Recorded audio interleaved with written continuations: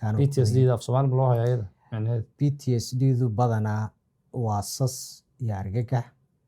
marka iyadu saddex calaamadood baa ugu weyn haye midi waxa weyn qofku inuu foojigan yahay markastoo shanqar yar hadday dhacdo uu boodayo ha midna waa re-experiencing flashback wixii oo iskaga soo noqonaya sax ama isagoo hurdaa ku soo noqdaanoo hasasoo hurdada ka soo boodo ama maxaa la yidhaahdaa isagoo soo jeedaba ha ku soo noqdaan ha iyo avoidance in waxa la wixii xasuusinaya waxyaabihii uu soo maray uu iska ilaaliyo waxaan xasuustaa qofaan asxaab ahayn markaan moviyada tagno anytime moviga dagaalo iyo xabadiya wax dhacayaan sax moviga naga saar bay oran jireen mugta ha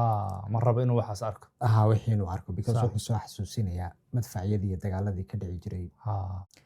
marka kaana aad bay ugu yimaadeen ha ka ayna badanaa Soomaalida iyo dadkuba intooda badan ayna u imanin waa personality disorderska sida imika narcissismka iyo xaas ha isma ogabo inay qabaan waxayba isku haystaanba ina dadka kale oo dhan khaldan yihiin oo ha ay ay bas fiican yihiin. waa badanaa waa ina adag tahay in la daweeyo ha maadaama ayna ogeyn